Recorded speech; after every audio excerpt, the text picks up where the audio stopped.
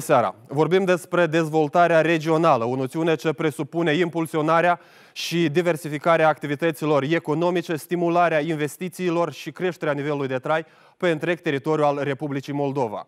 Dezvoltarea regională contribuie și la reducerea decalajelor dintre regiuni, prin valorificarea potențialului local și regional. Dezvoltarea regională durabilă reprezintă un obiectiv prioritar al Uniunii Europene, care sprijină statele într-o aplicare a acestui concept. Care sunt perspectivele de dezvoltare a regiunilor din Republica Moldova, aflăm astăzi în cadrul emisiunii Mai aproape de UE.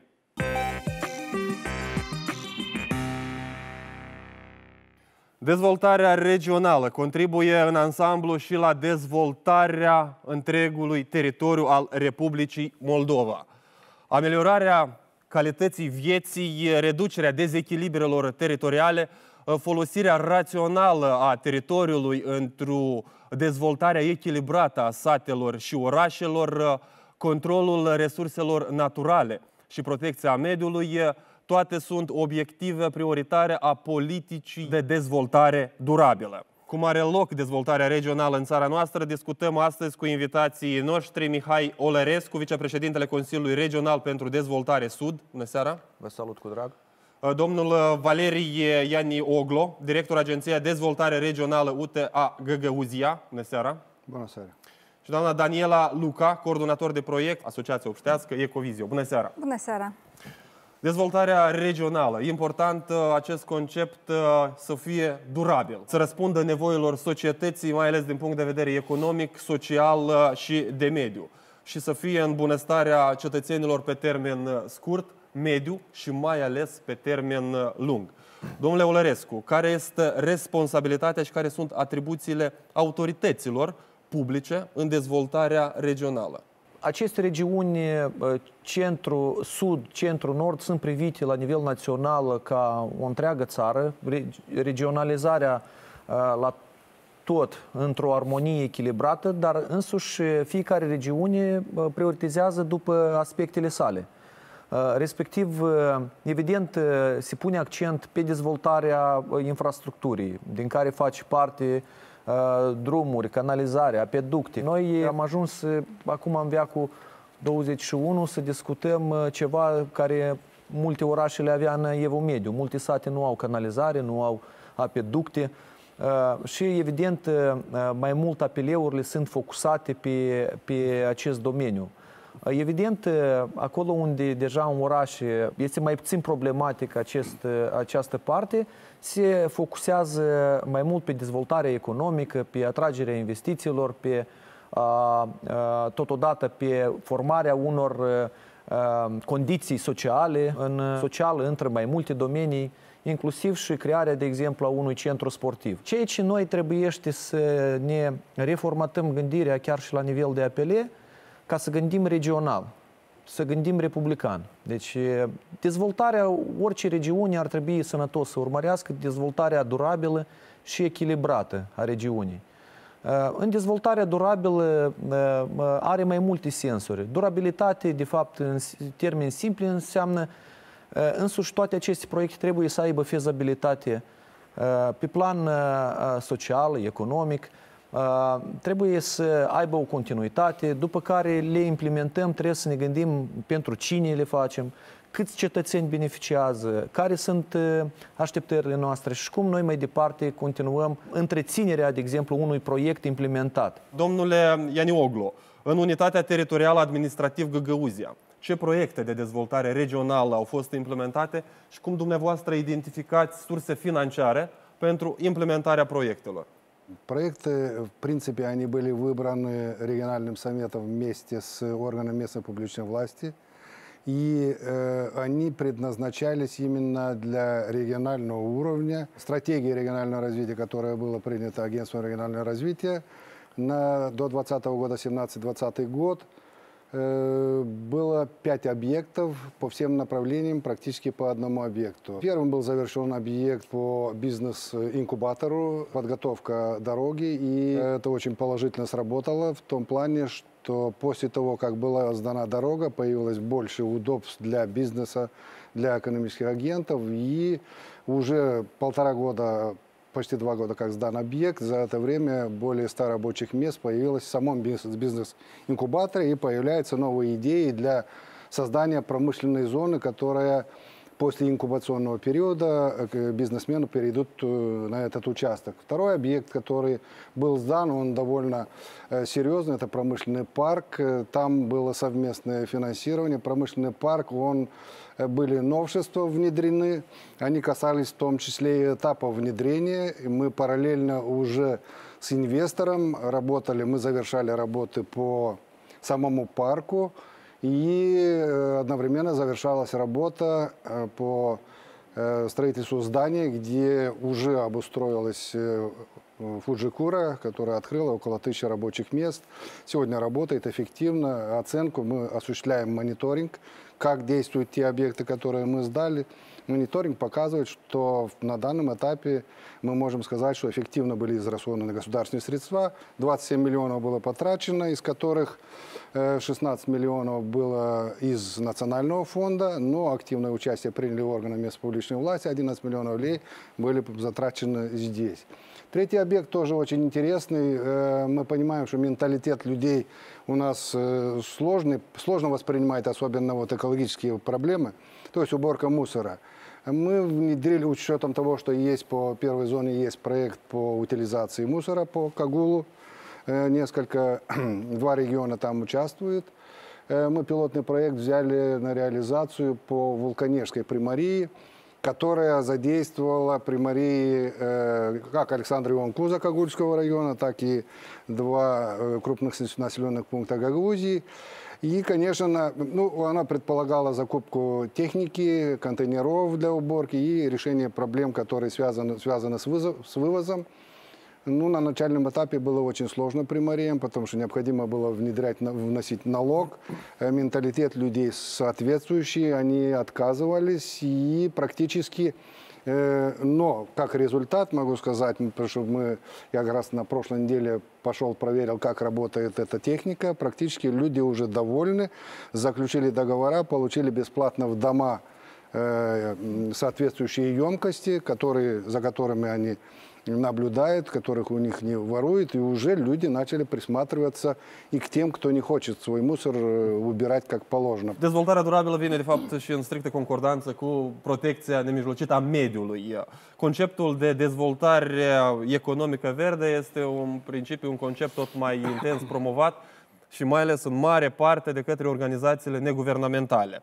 Pentru că protejând mediul, asigurăm un mediu sănătos pentru generațiile care vin.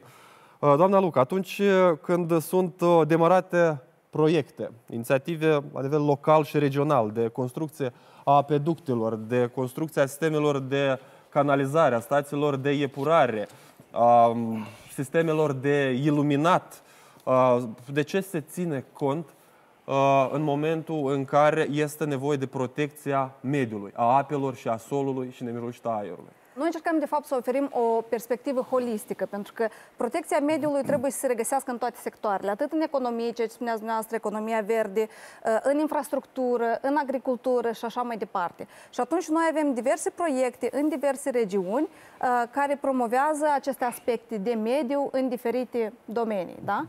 Avem proiecte ce țin de managementul deșeului. Lucrăm foarte bine cu proiectele de agricultură organică. Da?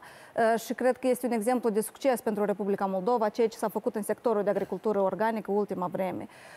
În conceptul de dezvoltare regională, cred că asta e ceea ce trebuie să ia în calcul, că nu este doar managementul deșeului, dar trebuie să spun accent atât pe protecția apelor, atât pe managementul agricol, da? Atât a fabricilor, a procesării agricole, cât și a agriculturii în sine, a proceselor agricole în sine.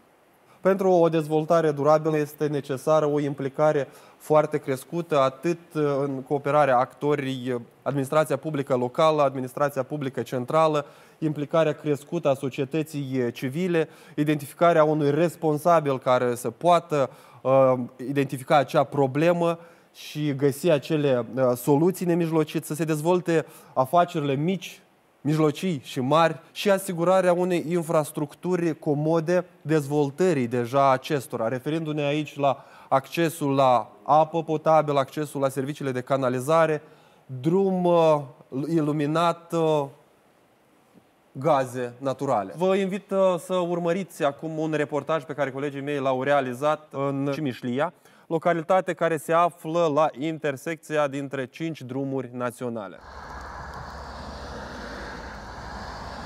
Cimișlia este orașul Centru de Dezvoltare Regională Sud. Noi avem 5 drumuri naționale, un drum care merge spre Comrat Cahul, avem un drum care merge spre Basarabeasca, un drum care merge spre Leova, un drum care merge spre Căușeni, Ștefan Vodă și Vama cu Ucraina și avem un drum care merge spre Chișinău. Deci sunt 5 drumuri naționale care trec prin centrul orașului Cimișlia. Noi ne propunem să fie un pol de dezvoltare, un pol de creștere, pentru că la intersecția acestor drumuri sunt conexiunile cu Ucraina, cu România.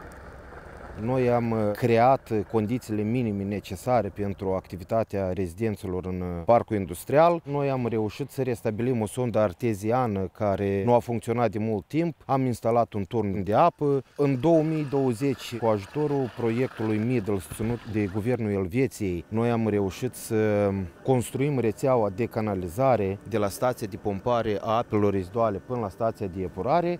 Primele 2 necesare rețele, să spunem, apa și canalizarea, deja sunt executate. Totodată, Consiliul Orășănesc Cimișlea a alocat 880.000 de lei pentru conectarea la rețelele de energie electrică și rețelele de gaze pentru zona de parcuri industriale.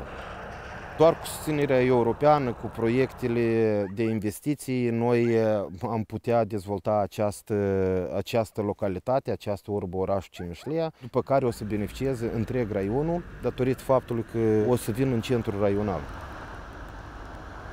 Acesta este un proiect european implementat în orașul Cimișlea cu suportul Ambasadei Cehe, unde s-au investit circa 850.000 de euro.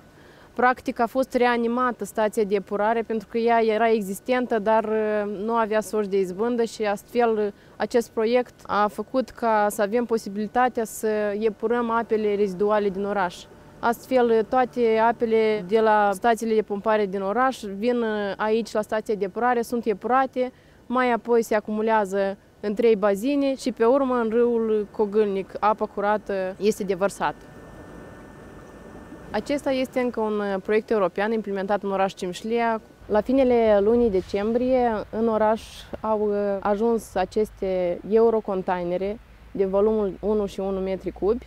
Ele sunt foarte necesare pentru localitate, deoarece noi am avut altele vechi, însă nu se mai puteau de reparat și chiar ne lipseau.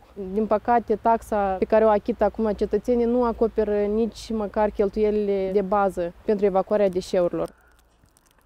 Suntem în plin proces de implementare a proiectului Dezvoltarea managementului deșeurilor menajere solide din orașul Cimișlea și satele din componența primăriei Bogdanovca Nouă, Bogdanovca Veche și Dimitrovca.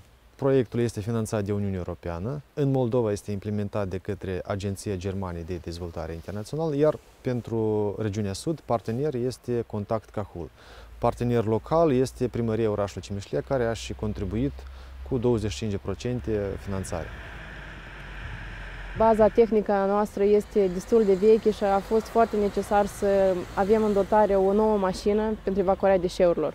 Astfel a apărut inițiativa din partea APL-ului și împreună cu cetățenii cărora le mulțumesc că au fost foarte receptivi și au donat intens pentru a procura o mașină nouă, o auto specială pentru evacuarea deșeurilor din oraș.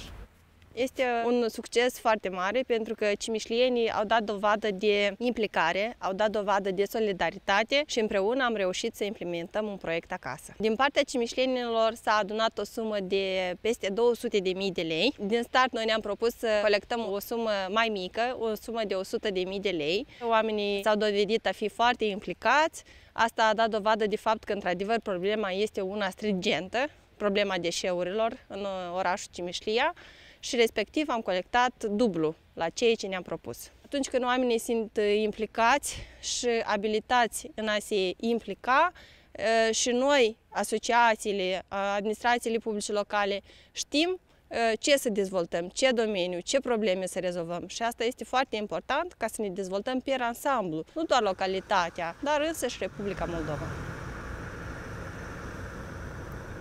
școli, grădiniți sunt reparate de acum, date în exploatare, să fac terenuri pentru copii, să fac corturi de tenis, stadion mini-fotbal. Este renovat, adică apar niște scaune care pentru copiii care poate să mai stai, să mai vorbească, să mai...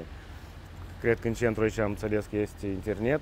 Unii copilul, dacă nu are acasă posibilitatea de internet, vine și stă vara, iarna nu mai stă clar. Așa e bine. Iubim orașul.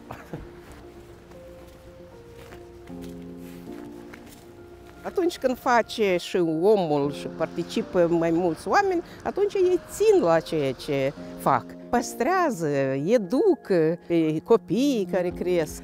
Proiectul acesta de amenajare a scoarului, care practic a fost o pădure de liliac, tufe, se prefăcea într-un dezastru locul acesta. Și când oamenii văd așa niște lucruri, încep a arunca acolo și mărtăciuni, și gunoi. Și cred că Merla, care ne cânta în fiecare dimineață, ne-a dat de știre că aici ar putea să fie un lucru frumos.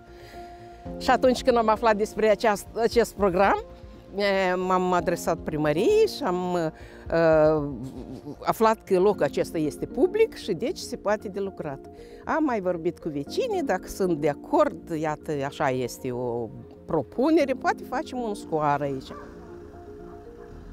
Este o zonă făcută tot cu ajutorul cetățenilor. Primăria, în cadrul anul acesta, a finanțat fiecare proiect cu câte 15.000 de lei. De asemenea, a fost voluntariat din partea cetățenilor din fiecare cartier al orașului. Fiecare mahala au desemnat câte un lider ca să inițieze și să ducă până la sfârșit proiectele propuse. Orașul a căpătat culoare, este mai dezvoltat. Patronul nostru aici a venit că era întreprinderea, o clădire, erau rețele de energie electrică, apă, canalizare, asta minimul care trebuiește ca să începe o afacere. Au făcut investiții, adică s-au adus echipament din Elveția, din Europa. Lucrătorii noștri care au fost angajați au trecut diferite cursuri. Noi avem foarte mulți lucrători care sunt și din oraș și de prin satele raionului Cimișlia. Circa 80-90% din marfa noastră se realizează în Europa. Contribuțiile cele mai mari a agenților economici într-o localitate sunt taxele și impozitele pe care le plătesc și care cresc bugetul orașului și datorită acestui fapt noi puteam realiza diferite proiecte investiționale sau sociale care ne permit să creăm condiții mai bune de trai cetățenilor din orașul Cimișlea. Ca și apa, acum are nevoie un cetățean să bea, să consume apă zilnic, așa avem noi nevoie, administrațiile publice locale, de susținerea financiară din partea Uniunii Europene, datorită faptului că din bugetele noastre locale austere nu ne permite să construim ceva de învergură în localitățile noastre. Mă numesc Igor Malai. Sunt șeful Direcției Politici de Dezvoltare Regională din cadrul Ministerului Agriculturii, Dezvoltării Regionale și Mediului. Republica Moldova a fost organizată în 6 regiuni de dezvoltare, care sunt regiunea de dezvoltare Nord, Centru, Sud, regiunea de dezvoltare a Unității Teritoriale Administrative Găgăuzia și regiunea Transnistreană, tot este considerată ca o regiune, plus regiunea de dezvoltare Chișinău. În total avem 6 regiuni de dezvoltare. În Fondul Național, cea mai mare alocare a statului a fost doar 220 de milioane de lei pe an pentru întreaga țară, pentru 4 regiuni funcționale. Această cifră nu este foarte mare comparativ cu alte fonduri, cu alte chestiuni. Dar dacă să discutăm asupra acelui impact care a dus politica de dezvoltare regională pentru țară, eu cred că acest impact este semnificativ. Cu 2 puncte procentuale a crescut ponderea agenților economici care au fost înregistrați în afara Chișinăului. Și asta este foarte important. Dacă noi am reușit prin politici de dezvoltare regională să schimbăm această situație unde investițiile vin nu doar în Chișinău, dar și în regiuni, unde afacerile se dezvoltă nu doar în Chișinău, dar și în regiuni, eu cred că politica de dezvoltare regională are un impact destul de reușit și oamenii văd. Pentru 2021 avem în total din bugetul de stat alocați 220 de milioane. Cu suportul partenerilor noștri de dezvoltare, cu suportul Uniunii Europene, Guvernul German și așa mai departe, Regiunile de dezvoltare, agențiile de dezvoltare regională în 2021 vor gestiona la nord 252 de milioane de lei, la centru 289 milioane de lei, la sud 180 milioane de lei, Găgăuzia 68 milioane de lei și în total pentru a dezvolta infrastructura pentru anul curent cu suportul bugetului național și cu suportul partenerilor 731 milioane de lei. Iată care este impactul, iată pentru ce trebuie dezvoltare regională. Cu eforturile noastre mici, partenerii de dezvoltare ne urmăresc, observând procedurile prin care se implementează această politică, procesul prin care este selectat proiectele și ei răspund inclusiv alocând surse financiare atât de necesare țării noastre. Stimați telespectatori, am văzut cu toții Cimișlia, o localitate care demonstrează că se poate prin conlucrare comună, atât prin autoritățile locale, centrale, cetățeni, parteneri din afara țării. Domnule Ianioglu, spuneți-ne care sunt acele principii și obiective care trebuie implementate în regiune pentru о dezvoltare durabilă. Ну, я вам скажу, что здесь есть очень много моментов, которые необходимо, в том числе, может быть, центральным органам власти разобраться. К чему мы идем? Есть проект около 100 миллионов евро. Европейский банк реконструкции и развития готов был дать, но возникает несколько проблем, связанных с ценой, которые люди не принимают пока. И примарии, учитывая, что создаются для них проблемы, они активно стараются уйти от решения этой проблемы и передать это решение другому уровню управления. Наверное, здесь и в общем мы несколько раз встречались на уровне республики с помощью в том числе и европейских программ GIZ, рассматривали моменты эти, но есть вопросы, которые центральные органы власти должны решать. Domnule Olărescu, când sunt examinate și aprobate strategiile de dezvoltare regională și ce factori se iau în considerare? Republica Moldova astăzi este în 2021, dar strategiile au expirat, practic, 2020. Noi trebuie să elaborăm strategiile noi de dezvoltare, ceea ce acum specialiștii de la Minister lucrează asupra momentului dat. Strategia 2021-2026. Normal se prognozează strategii pe 30 de ani, 50 de ani, nu pe 6 ani. Partenerii externe ne ajută foarte mult la dezvoltarea conceptelor și dezvoltarea strategiilor. La fel o fac și acum. Important acest dialog să aibă o continuitate. Сейчас есть новая национальная стратегия регионального развития. Она рассчитана на 6 лет. Она сейчас подлежит утверждению. В региональных агентствах, в регионах не будет уже стратегии регионального развития, а будет региональный операционный план. Эти региональные операционные планы будут на 3 года для того, чтобы иметь возможность вариаций проектами, которые будут реализовываться по заявкам органов местной публичной власти. Сегодня, говоря о региональном мышлении, очень важная составляющая, потому что как региональный совет, так и агентство регионального развития сталкиваются с интересами конкретных органов местной публичной власти. Если говорить о примариях, у них есть свое видение, и человек, когда идет на избирательную кампанию, он обещает какие-то решения.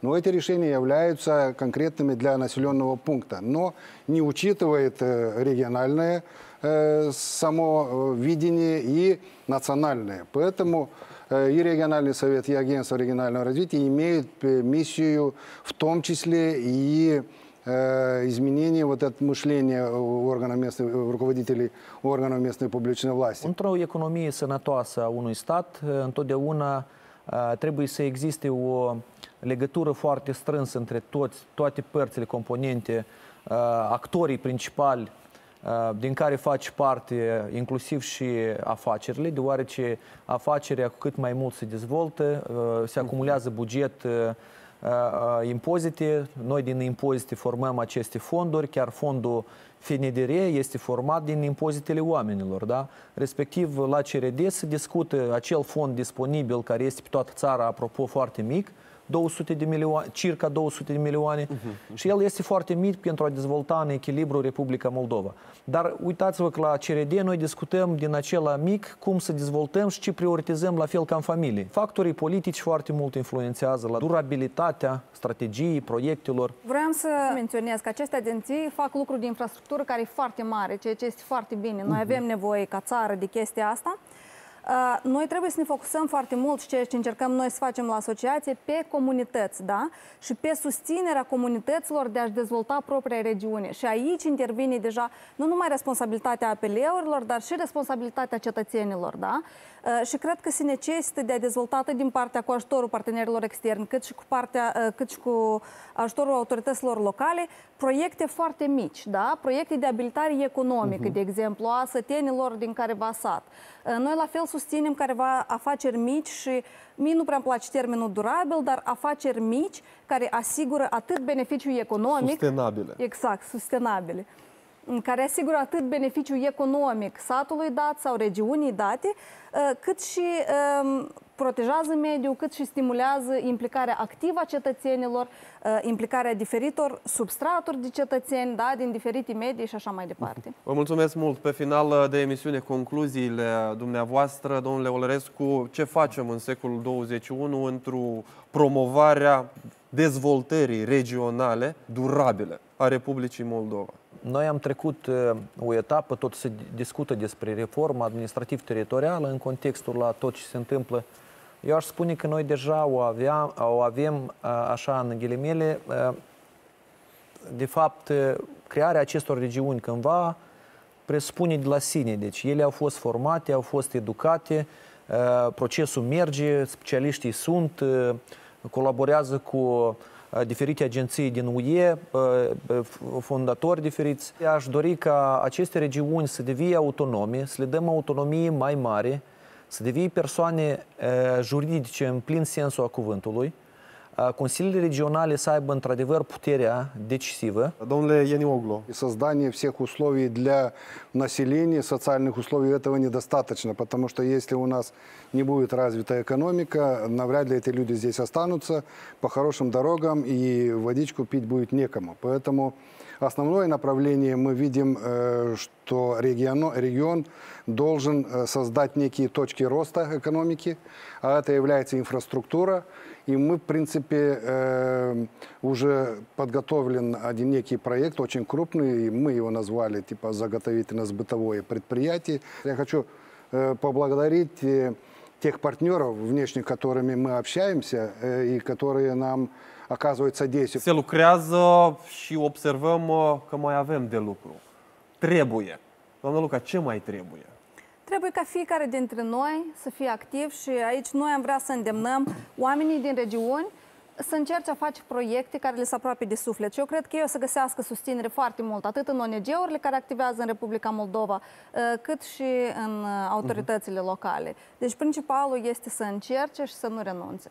Cu toții ne dorim o țară mai prosperă, așa o țară în care să avem locuri de muncă mai bine plătite, să dispunem de pensii decente, să avem un nivel de trai mai ridicat, să fim conectați la servicii de apă potabilă, să ne fie conectate gospodăriile la rețelele de canalizare, să dispunem de acele stații de epurare și să nu permitem evacuarea apei uzate, poluate în natură, să dispunem de străzi iluminate și de drumuri bune. Sunt de comun niște abordări și lucruri firești pentru locuitorii din capitală, dar sunt niște lucruri foarte importante și râvnite de către locuitorii, mai ales din regiuni, din zonele rurale. Cert este că prin implicare și prin identificarea de soluții concrete se reușește, pentru că avem deja modele. Mulțumesc invitațiilor pentru participare în cadrul emisiunii din această seară. Stimați telespectatori, vă urăm o seară bună dumneavoastră, toate bune, pe curând!